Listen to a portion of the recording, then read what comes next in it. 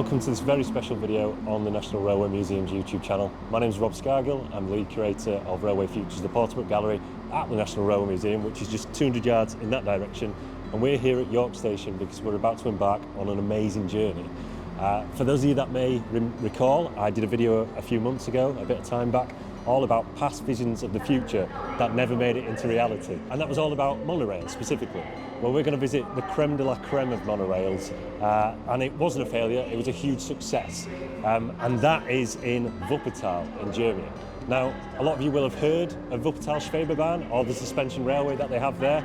Maybe you've travelled on it, maybe it's on your bucket list. And for those of you that haven't heard of it, don't worry, we're going to do a big deep dive into that railway, which opened on the 1st of March 1901. So that means 125 years to the day that we're going to release this video. So I've kind of said it now, we have to do it. All the production team, we've got to release it on that date. But that's not all. You'll notice that we're in a station. We're not in an airport. And I don't know how I've managed to convince everybody to do this, but we're going to travel there by rail. The reason for that is I really wanted to compare two different modes of transport. We're going to fly back, and I wanted to compare the positives and negatives of both and really be an advocate for travelling sustainably to continental Europe from Britain, which really isn't that far away. And also, I just can't believe that I get to do this for a job. So, buzzing, I've got my passport, let's go.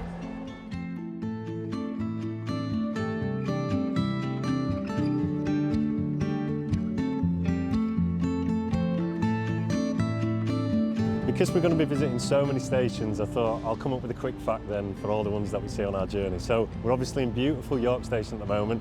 You can see the 800-foot wrought iron roof that follows the whole way here. And this station, when it was built in 1877, was the largest in the world. Come on then, let's go get our train.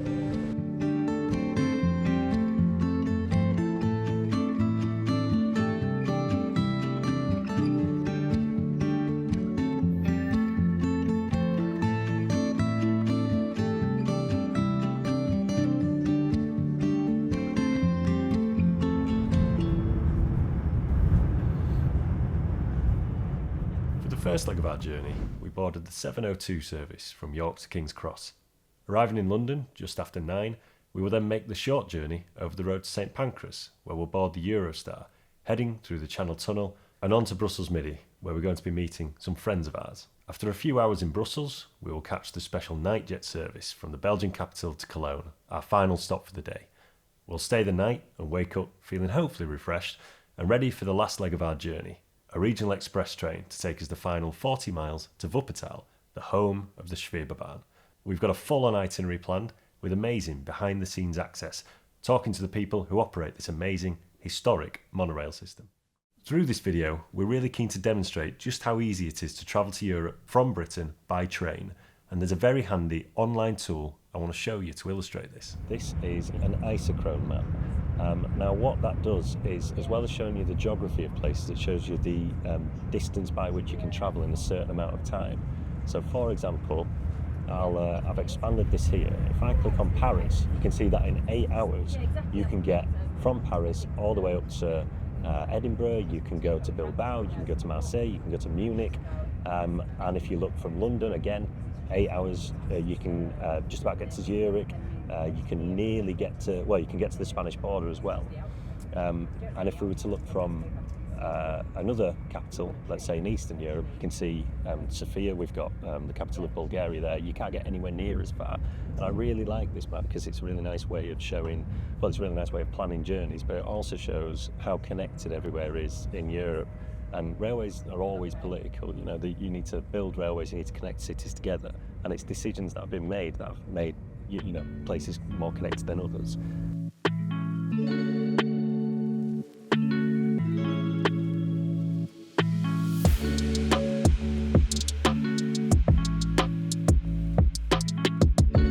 We've arrived bang on time then. Fortunately, everything's going to plan so far. And we're at the famous King's Cross, where my station fact is that obviously it's got a very, very famous platform. Not 9 3/4. It's the only station in London to have a platform 0. St Pancras International is London's gateway to continental Europe by rail, carrying thousands of passengers every day.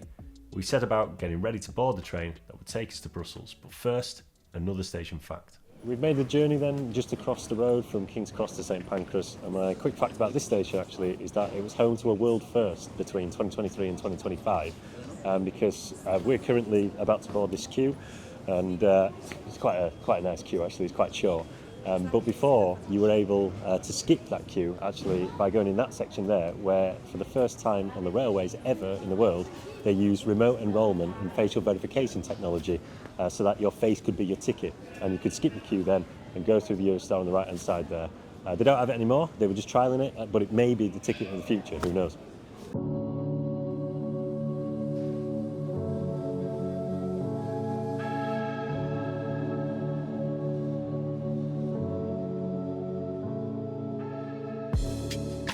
As we make our way under the sea and across France, this feels like a good moment to talk through the Wuppertal Schwebebahn and why it is that we're going to go see it. If you haven't heard of it, the Schwebebahn is Wuppertal's famous dangle train, a suspension railway near Düsseldorf in northwest Germany, not too far from the Dutch border. It first opened on the 1st of March 1901, and remarkably, it's still in daily use, carrying around 80,000 passengers a day. It's famous because it's unorthodox, bizarre looking when compared to most train technology, and still feels today like a retro-futurist imagined version of the future, rather than something historic. The route runs for 13.3 kilometres from Vohwinkel in the west to Oberbarmen in the east, following a single line that pretty much perfectly follows the River Wupper. In fact, only 4 of its 20 stations aren't directly above the water, which gives us our first clue as to why this amazing railway system works in Wuppertal, yet you don't seem to see them taking over the world.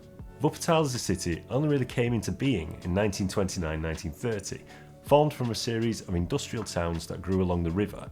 In the early 19th century, textile manufacturing was booming in places like Barmen and Elberfeld, which became some of the most densely populated areas in Germany.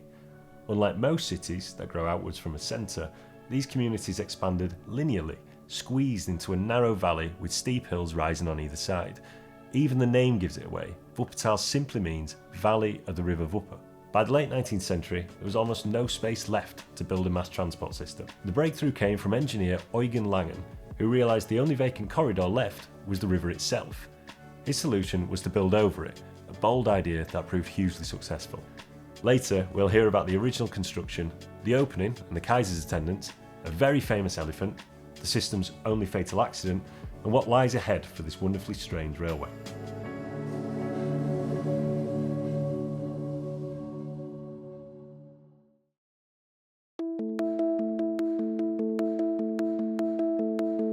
Our next stop, Brussels, home of the European Union, amazing waffles, and the adventures of Tintin. So this station, called Brussels Midi, it's actually got 2 names. It's also known as Brussels Zuid, and that is because in 1898 there was an Equality Act in Belgium that gave Dutch and French both the same kind of status as languages. They're both official languages. So this station has 2 names because it's got 2 official languages. One of the great things about travelling through Europe by train is that any layover is an opportunity to explore. With 4 hours in Brussels before our next train to Cologne, there's only one place that I wanted to visit: Train World, a world-class railway museum that takes you on a journey through the past, present and future of the Belgian railways. Our visit was made all the more special by our 2 incredible hosts, former railway workers Jan and Jula, who were kind enough to meet us on the platform. This museum's existed since 2012, is that correct? The first stone was in 2012, yes. September 2012. We were there also for the first stone. Yeah, absolutely. It was an amazing weekend also. Because yeah, it was not only Friday, but also the weekend was free for people here. They could come drinking coffee and taking breakfast actually, and we were also there. That's what's so great, that sense of community, isn't it? With people so enthusiastic yeah, about absolutely. railways and all of us. Yeah, it was fantastic, really. Yeah. It's a passion. Yeah, it's a passion. absolutely. Yeah. so that's why we wore the old uniform, as you can see, because it's original. My uniform is from the 1930s, from the train guard. Amazing. Original. Yeah. Original. Train World immerses you instantly with its atmosphere and design, emphasising Belgium's essential role in the expansion of railway networks across continental Europe. And Jan and Jula's passion for the museum was an absolute joy to witness. Make sure you visit if ever you're in Brussels. After saying goodbye to Train World, Jan and Jula, darkness was beginning to fall. It was time to settle into our compartment on the Nightjet, ready for our 3.5-hour journey to Cologne. Night trains offer an incredible alternative to flying. The service we were on was bound for Vienna, where it would arrive at 9 o'clock the following morning. So we thought, while we're there, we'll have a sneak peek around some of the facilities on board. We're here then on the Nightjet service. This is provided by the Austrian Railways, and it goes all the way from Brussels to Vienna. So we've jumped on it and we're only going to Cologne. But I wanted to show you some of the services that they have here, some of the sleeper cars. You can see you've got bunk beds here, that's great. You've also got storage, which you can get up to up here, stick all your bags at the top. And then also in the toilets as well, we do actually have a shower space here. So again, you can get ready in the morning.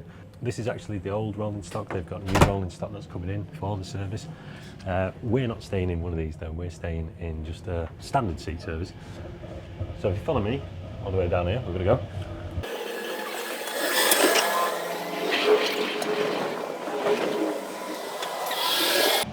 Here we are. This is where we belong. This is where we're staying for the next few hours. This is this kind of standard seat service. This is where we are for the next few hours, and you can see it's brilliant. It's kind of got that very nostalgic feel, hasn't it? And you've got space for all your friends, everybody there you want to bring in here, and you can watch. If it wasn't winter time, we weren't watching just the night. You can obviously watch the countryside go by. So absolutely love this. I think that's a great idea, and something that I wanted to talk about actually more specifically is night trains in general. So night trains are seen as a viable substitute to travelling by plane, and what's brilliant about travelling by train at night is that journey doesn't really count as travelling time because you're asleep anyway. It's kind of dead time anyway. And the experience that you can have travelling by train, in a compartment like this, maybe with your friends, maybe with your family, is obviously far more exciting and part of the journey in a way that travelling by air just isn't. So I absolutely love this. There is a campaign group called backontrack.eu. It's full of campaigners from across Europe that want to see more night trains and less planes. But if you are thinking of planning a journey to Europe by rail, look at the Nightjet service. I think this is fantastic. The clock had just hit 9:30 in the evening. Exhausted from the day's travel, we pulled into Cologne, ready to find our hotel. But before heading for our beds, there's a pretty amazing fact about this station, located just a stone's throw away. We're all very, very tired and absolutely gasping for our hotels, and that just leaves me then with the station fact for Cologne. So if you follow me, Cologne station is right next to a UNESCO World Heritage Site. So if we walk out of these doors and look left, we're going to be greeted by something truly magical.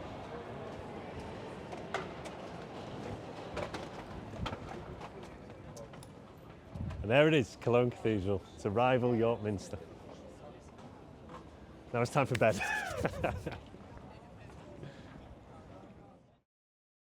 We've woken up in gorgeous Cologne, and as you can see, it's full of trains, it's full of padlocks, it's full of gorgeous infrastructure, and a big old cathedral behind me. We're also just on top of the River Rhine.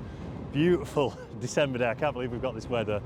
And we're feeling really good, feeling really fresh. We're about to set off to Wuppertal, which is only half an hour away, and absolutely can't wait now to see the Schwebebahn. So we're going to get the train. So if we go. We've got 15 minutes till our train, so we thought, why not? We've got to go into the cathedral, haven't we, while we're here? So I'm going to pop in now and just have a look round. Cologne Cathedral is enormous, standing at 157 metres tall. It has 10,000 square metres of windows, and some 300,000 tonnes of stones were used in its construction. Construction which started in 1248 and took a whopping 632 years to complete. I was absolutely blown away.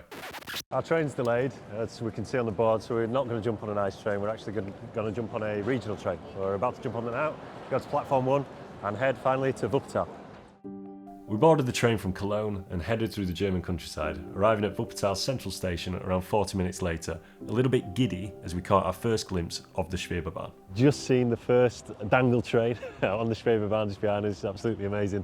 And this is our final station, I guess, before we go and see the Schwebebahn. So I've got a quick fact for you, and that's that Deutsche Bahn's central lost property office is in Wuppertal Station, and they get 200 objects there every day. Let's go and see the Schwebebahn. So how does it work? Well, it's actually pretty simple. You've got the dangle trains, 2 carriages with a central connecting section, with a driver's cab at the front and gorgeous transparent viewing windows at the back. In terms of the rail wheel interface and the traction system, it's really simple as well. It's not too different actually from a conventional train. So you've got, what have you got? You've got each car is suspended over the single rail. That's the monorail that you've got. Each car's got 2 bogies, and each bogie has got a traction motor and gearboxes on each side which drive the wheels.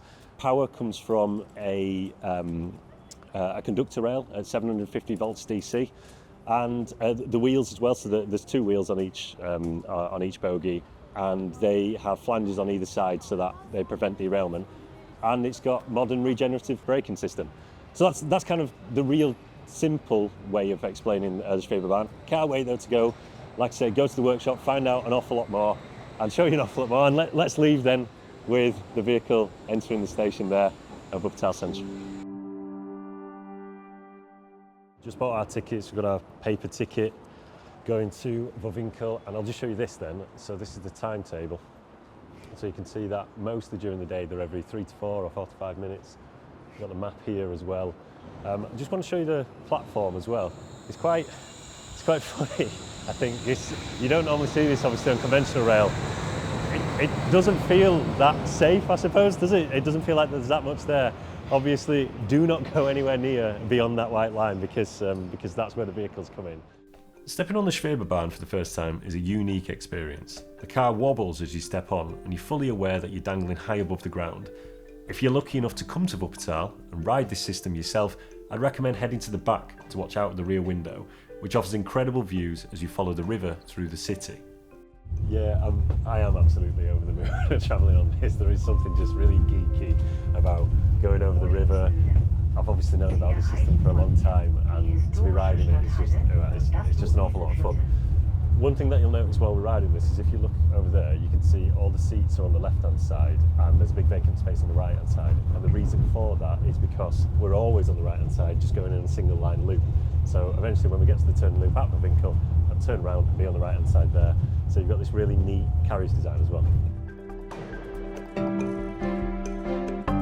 The dangle train that we were just on is just about to go around and start its journey again. But if you look into the background, that's where we're off. That's the Vohwinkel workshop. And that's where we're going to find out a heck of a lot more then about this famous railway. So I'm sure we'll talk about this more at the driving school as well, but can you see these arrows? So those are ETS signalling markers, and they're the only signalling infrastructure that you will see all the way along the route. There's no lights or anything like that. So we're going to find out again at the driving school about how that works and why they've integrated it into this quite simple route. Having taken the Schwebebahn from the centre of the city to Vohwinkel in the west, it was time for our first behind-the-scenes look at how the system works. And for that, we met up with Dr. Christian Kidinger, Operations Manager at Wuppertaler Stadtwerke, or WSW, the organisation responsible for the city's public transport. And he led us on a guided tour of the maintenance depot. We have 31 trains in total. Yeah. In the fleet. In the depot area we have a place for 19 vehicles to be stored in the night. Yeah, the vehicles, they are also, we make the cleaning here and we make most of the inspections. We have several intervals for doing inspections and maintenance. This is the actual new generation of trains. Yeah, it's called the GTW 2014. This is the technical the technical term. Yeah. The colleagues from the marketing, they call it GTV 15 or Generation 15 because it's more sexy, perhaps. The generation before it was GTW 72 because it was in the 1970s when the first trains went into service. The trains can accelerate up to almost top speed.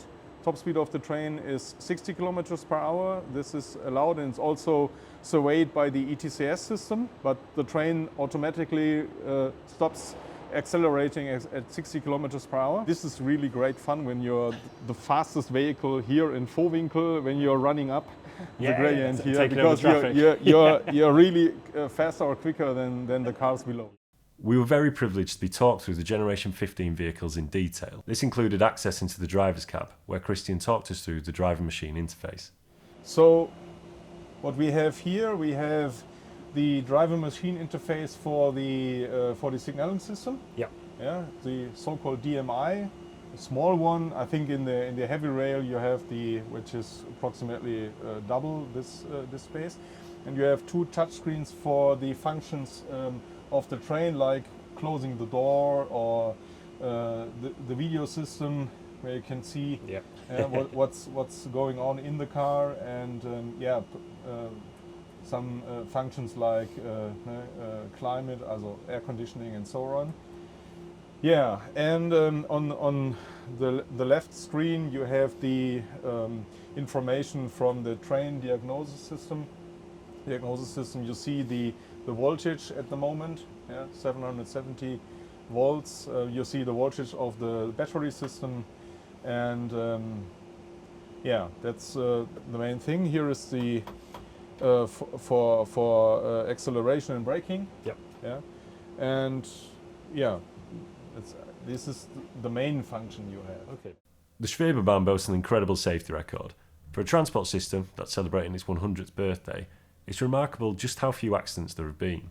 Meticulous safety inspections and protocols are implemented by WSW to help keep the millions of passengers who use the system every year safe. So first of all, what we have is we have the safe haven principle, which means that when something is going wrong, we always want to reach the next station to let the passengers get off the train, because otherwise it would be a big problem getting the passengers out, because you're running 8 meters, 10 meters over the river, and there are areas along the track where you cannot reach the train from the outside. Yeah. When the fire department is coming and when they have the big ladder, there are some areas where you cannot reach the train. We can get people off the train by opening the doors, being over the river, but then we have some kind of rescue maneuver which we are doing together with the fire department. Okay. With the special unit of the fire department. The care and attention that goes into the maintenance behind the Schwebebahn goes without saying, but I was blown away by the personal investment everybody I spoke to has in ensuring the safety of this system. The Schwebebahn and the city's identity go hand in hand, and its smooth operation is integral to Wuppertal's image, an image its people are immensely proud of. The reliability and availability of the system is very, very high. There were some accidents, and it was this really crucial accident in 1999, which was in a special situation because we had working on the track. The track was renewed. There were parts of the track were taken out and they were rebuilt. But when in one of these rebuilding processes, there was something left on the track which wasn't seen because it was dark and because it was at the end it was a human fault. Yeah. Which caused this severe accident, and with 5 persons killed, and I think 47 were heavily injured. Okay. And this is part of our history. This is what makes us better every day when we are talking about safety. And every member of the staff here knows this accident. Every member it's part of our DNA. We were lucky to be visiting the depot as it lay host to a very, very special vehicle, the Kaiserwagen, an original 2-car unit that dates back to 1900, when Kaiser Wilhelm II visited Wuppertal to take part in a test run. This car has been carefully preserved and is now used for a range of events and celebrations, including weddings if anyone's interested. It's due to be back in operation for the 125th anniversary, and we've been granted a sneak peek inside. I can't believe we get to have a proper look at it. I'm very, very excited about it. I know that this was a big thing where you were having weddings on it, and obviously it's the original. And I know that it's been hidden away for a while as well, so I do feel really special that we've been able just to see it. So. This is where we are really proud of, that this vehicle is in this status, and that we did it for getting the train back on track, for doing all the testings, and I was on most of the testings. I was also on the train, and it was a good feeling to have it moving again. The cabins are almost original. They also did some restorations inside. The train was changed for the touristic, for being used in the touristic traffic in 1976. So in the next year, in May, we have the 50th anniversary of this train running in the touristic traffic. And this is our goal to get the train back for public. And I hope we reach it. Here it is open. Fantastic, thank you. So this is what I was really excited to see. I want to know how the heck you were making this work. So we have the same equipment there like on the other trains. Yeah. In the past, here were also 2 seats, but they had to be removed just to put the EVC here. The Kaiserwagen has undergone extensive work to enable it to run alongside the Generation 15 vehicles, including equipment for the ETCS signalling system and also for Wuppertal's intermodal traffic control system, which is used to communicate with the operational control system that is used across both local buses and the Schwebebahn. Schwebebahn traffic is surveyed and controlled by the system. So for gaining the data for passenger information, for doing when there are any disturbances in the traffic management, so then you can use the ITCS system to perhaps making some kind of turnarounds or so on. On Schwebebahn not so much, but on the bus traffic. Okay, yeah. Oh, that's interesting then. I guess is the Schwebebahn, I suppose the timetable's every 3 minutes, but is it integrated with multimodality in mind, with buses? Yeah, it really is. Is it? So we also have connections between bus traffic and Schwebebahn traffic, and even in the evenings there are some stations where the Schwebebahn train has to wait if the bus hasn't arrived. Love that. Yeah. We need more of that in the UK, definitely. Yeah. After finishing the tour of the maintenance depot and saying goodbye to Christian, we then headed downstairs to the workshop to meet with Thomas Camper, head of rolling stock, to learn more about the maintenance process. So, Thomas, do you just want to tell us about where we are and what it is that you do here? Also das ist unsere Werkstatt, wo wir die Hauptuntersuchung durchführen. Und nach der BO-Stab, das ist die Verordnung über den Bau und Betrieb von Straßenbahnen, die in Deutschland gilt, muss eine Straßenbahn oder eine Schwebebahn alle 500.000 oder alle 8 Jahre eine Hauptuntersuchung oder Inspektion unterzogen werden. Und dadurch, dass wir deutlich mehr Kilometer pro Jahr fahren als gedacht, schaffen wir das in 5 Jahren. Und deswegen haben wir pro Jahr 6 Fahrzeuge hier, die wir komplett zerlegen und wieder aufbauen. We're clearly doing some maintenance on the bogies then. Ja, genau. What work are you doing at the moment on this? Also die wurden überholt. Also in der Hauptuntersuchung kommt, also wir haben da einen Platz, wo wir die Drehgestelle komplett zerlegen. Dann werden die entlagt und wir prüfen die ganze Schweißnähte, ob die Verformung stattgefunden hat. Wir haben so eine Messblätter, wo bestimmte Massen nochmal wiederholt werden, überprüft, ob die, sagen wir, der Ist-Werten oder der Soll-Werten entsprechen. Und wenn alles in Ordnung ist, werden die wieder lackiert und wieder zusammengebaut. It was really interesting following Thomas around the workshop and learning more about the technology behind the Schwebebahn, as well as learning some of the differences between how it works compared to conventional railway systems. So this is the difference between the normal locomotives. Is this like foundations underneath it? Right. Ist 180 Grad gedreht so gesehen und ein bisschen anderer Aufbau. 180 degrees, like turned upside Yeah, down. of course. Again, seeing the immense effort that the team in the workshop strive for to keep the vehicles trackworthy, you truly get a sense of just how integral the system is to the city. Visiting the Vohwinkel workshop was a real highlight. I know I personally took a lot from it, but unbeknownst to us, there was one last surprise that the WSW team had in store for us back upstairs on the Kaiserwagen. I can't believe that we've got to ride in the Kaiserwagen. I didn't think that we'd be doing this. So this vehicle's 125 years old. We're in it. We're moving only a little bit, but we are still moving. Speaking with Christian, Thomas and the rest of the team, the pride they take in their work is clear to see. The Schwebebahn isn't just a mass transit system here, it's a symbol of the community and the city.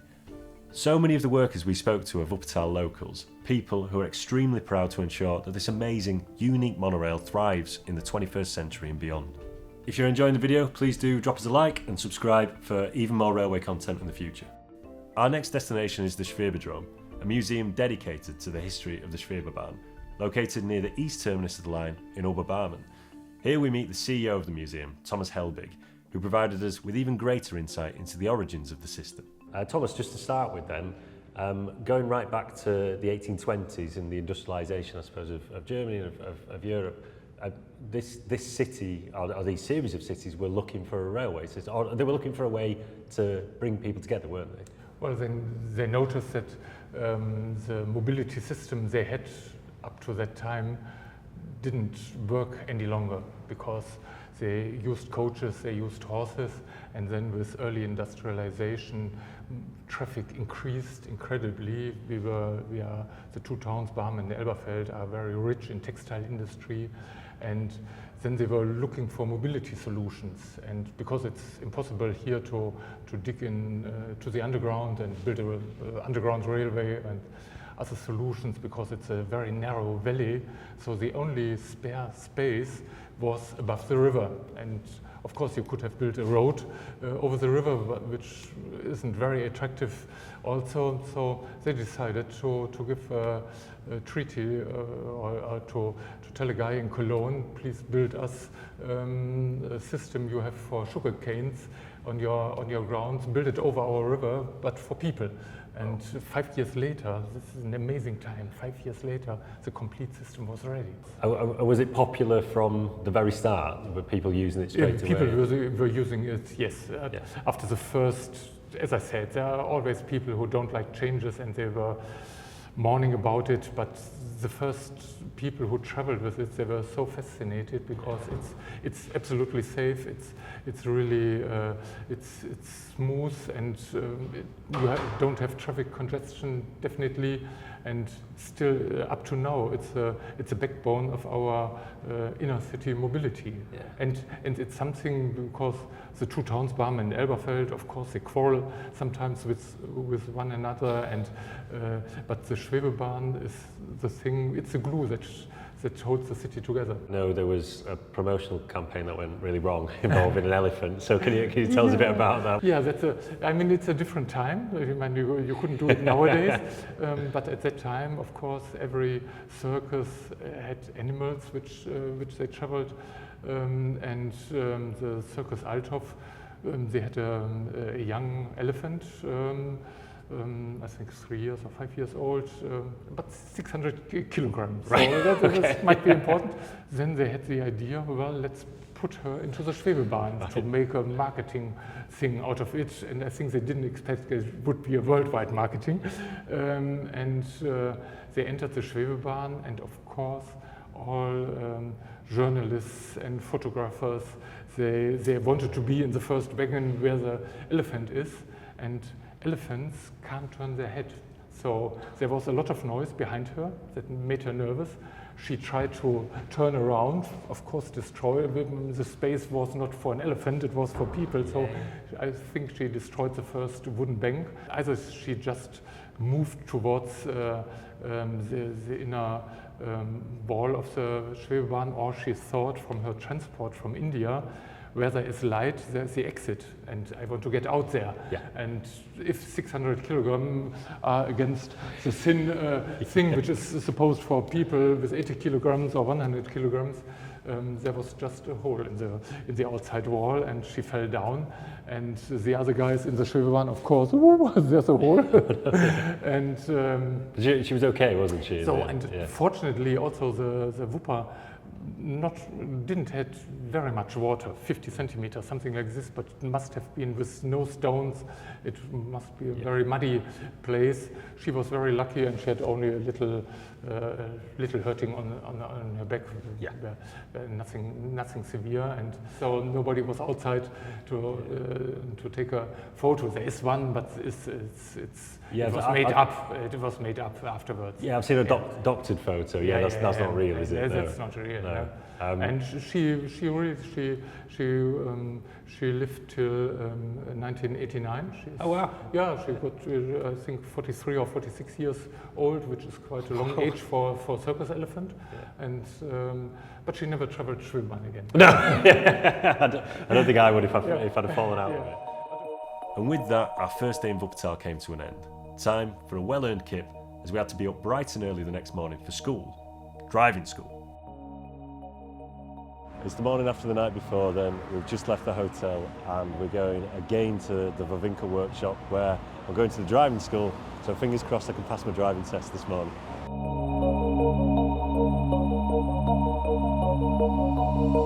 We're at Vohwinkel then. I just wanted to point out a few things about the infrastructure that we've got that supports the monorail. So if you look over here then, you can actually see the footprint is very, very small. So if we come just on this side, So this is all it takes up on the road, and this is kind of the genius of Eugen Langen's invention then, is that it doesn't take up any room at all, it just simply goes overhead. And also, you can just see on the right hand side, see the numbers. So every single one of these pillars is, or one of these piles, sorry, is numbered, and that goes all the way to the other end of the route. We're at number 4 now. I don't know what number it ends at, but there's an awful lot of them.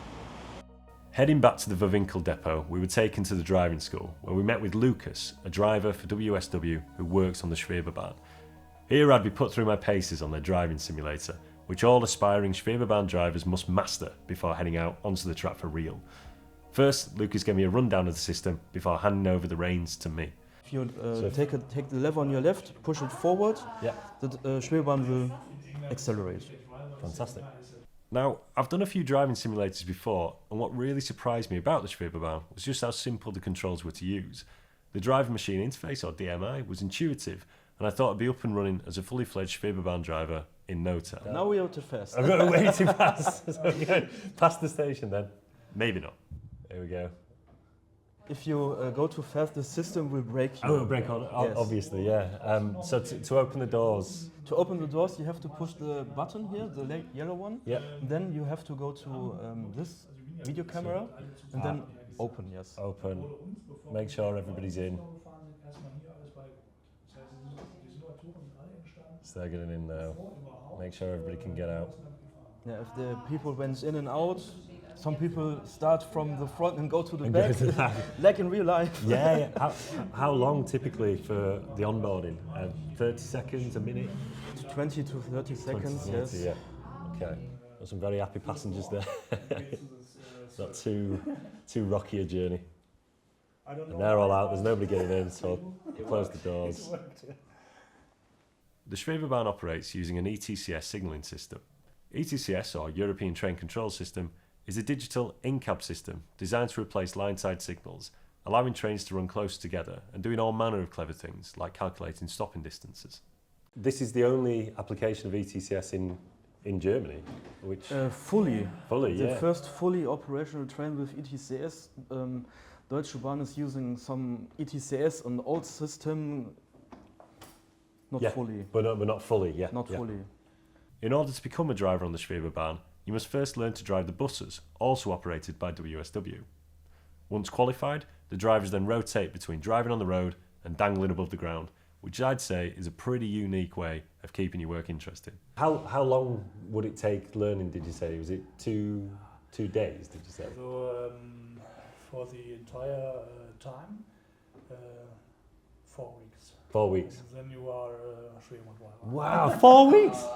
4 weeks. Yeah, it depends on how big is the group. Yeah. Also 3 to 4 people, 4 weeks, more people, more time.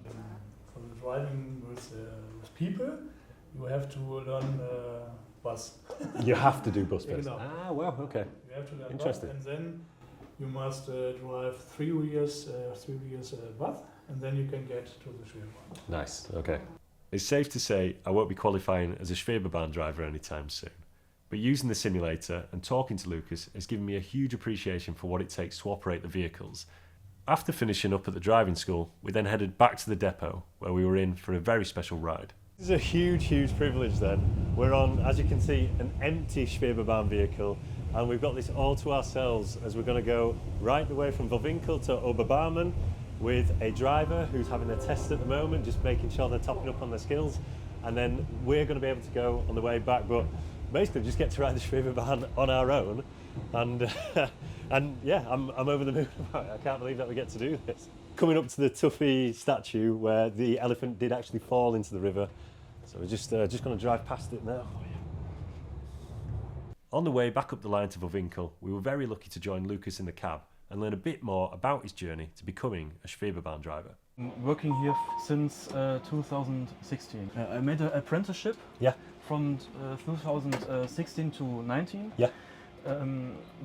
We call this this job that I learned is Fachkraft im Fahrbetrieb. Okay. So we learn driving buses, little bit of repairing them. So we at the workshop of the buses, ticket checking. Also here going with buses, checking tickets and something like that. So you do all the jobs? Yes, all the jobs that are around traffic here. Yeah, yeah. The community in Wuppertal surrounding the Schwebebahn has really come across. Yeah, the Stadtwerke, Wuppertaler Stadtwerke, our company is just a big family. Big family, yeah.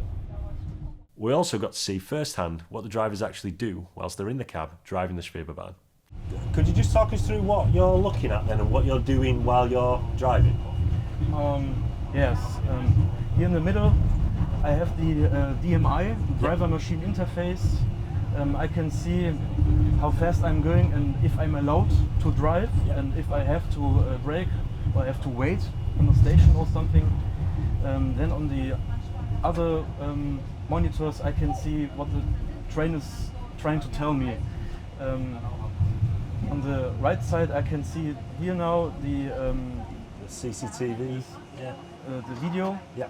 What I can also see is I have a camera on the inside. Of course. Obviously eight pieces. Yeah. 4 on this, and I can switch to that view so I can see the rear. Yeah, the troublemakers. Yes, I know. Yeah.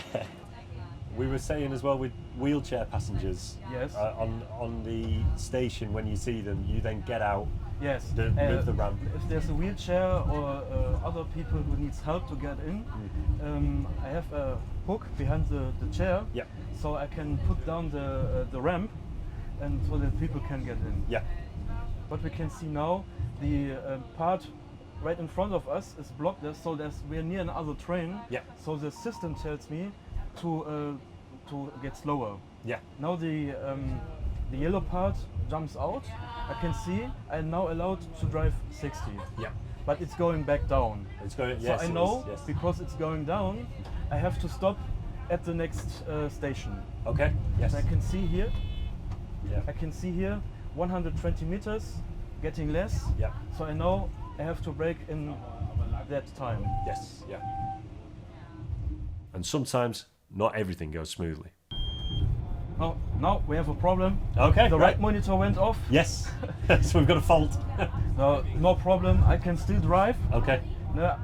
Every function that was here went back on this side. Oh wow. Okay. I can now here. I feel the climate control, video, and some other functions went from this monitor to this. So, but the red shows that there is a fault. That the camera. Yeah. The train is telling me what's wrong.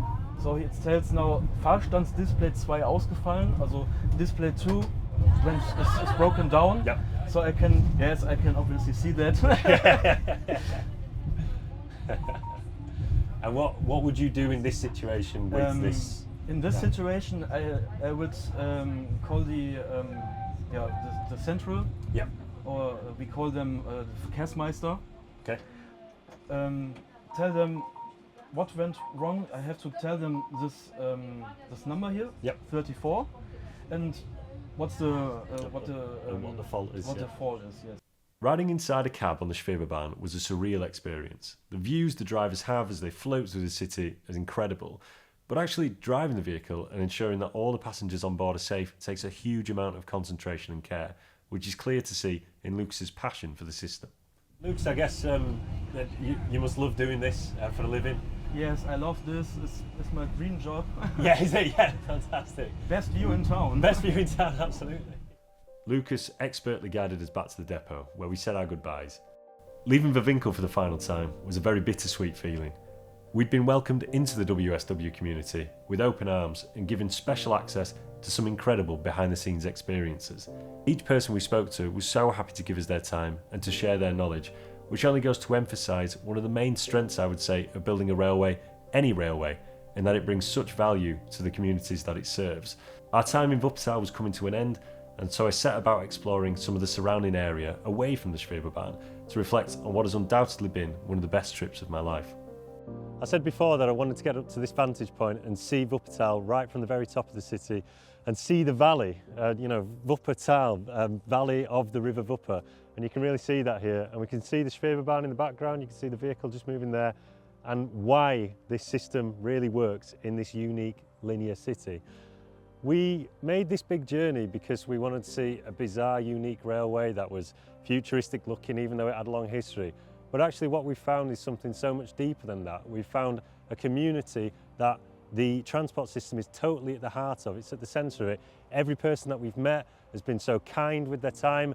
Everybody who travels on there, 80,000 people daily, they clearly need this system, and that sense of community comes from this system. So we've been blown away by everything here, but we've got so much more than we originally came for. I'm so glad that we did it, and so glad as well that we visited it by rail. And there you have it, a deep dive into the Schwebebahn.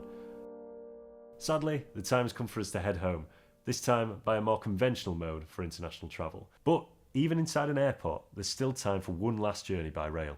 We've made it to the end of our journey then, and we're here at Düsseldorf Airport's railway station. And I thought that this would be a good time then to compare travelling internationally by plane and by train. So in terms of the positives for flying, it's really cheap compared to rail travel, and it's really quick. And those are kind of the two most important factors when it comes to decision making regarding choosing which mode of transport you're going to take. Now, for the length of time that it takes to get somewhere, I actually think, and I'll talk about this in a second, why that's a benefit for travelling by train. But the cost is just a huge shame. And I think in the future, rail needs to be more competitive if it's going to increase modal shift and get people to travel by rail internationally. There's the complexities as well that come with flying. That don't come with flying, sorry, is that it's much simpler. You know, you buy your ticket, you get to an airport, you wait around for a bit, but then you jump on your plane and you go to where you want to go. Whereas with rail, you've got to plan that journey, and you've got to know the stations, you've got to know the services, and who knows as well, sometimes you might have to use your GCSE language skills as well when things get delayed and cancelled. And that's another thing, things can get delayed and cancelled. We were really, really lucky to get all the way from York to Wuppertal without any sort of impact on our trip, but we planned that in, we thought it may happen. But then for the positives of rail, I really enjoy that planning. I love it. I'm a rail geek, and I really enjoy looking at the timetable, putting in all that effort to kind of make the journey as seamless as possible. That's really fun. Also, there's the obvious sustainability benefits. Rail is the greenest mode of mass transport, and we travelled on all electric trains, and it's so good to be able to know that the carbon emissions are much lower travelling by rail. And in fact, if you go on, if you Google Green Travel Pledge and look on National Railway's website, you can do a carbon calculator where you see how much your journey will take in terms of carbon emissions from by rail or by plane or by car. And that's a really good thing to do. And then the main thing that I wanted to say is just how much fun it is travelling by train. I'm about to board a flight. I kind of want to click my fingers and get there. Travelling by train, that was not like that at all. Me and my colleagues, you know, we were close before, but it really felt like at the end of the trip, close mates together, having the best holiday. It truly did. I hope that comes across in the film, because I've genuinely had a really life-changing experience over these past few days. And yeah, I hope that really comes across. You'll also notice, by the way, that we're in a railway station, and obviously I've been doing these quick facts. So one thing that I've been banging on about is how the Schwebebahn is so unique, and it is unique. But there are a handful of suspension railways across the world, and 4 of them, including the Schwebebahn, are actually in Germany. And for our flight, we're at the railway station now, we need to go to the terminal, and there's a really neat way that they've got to take you to the airport. And I thought, what a conclusion. You'll see me setting off in the sunset. It's called the SkyTrain, it's a suspension railway, and I'll be waving you off from there.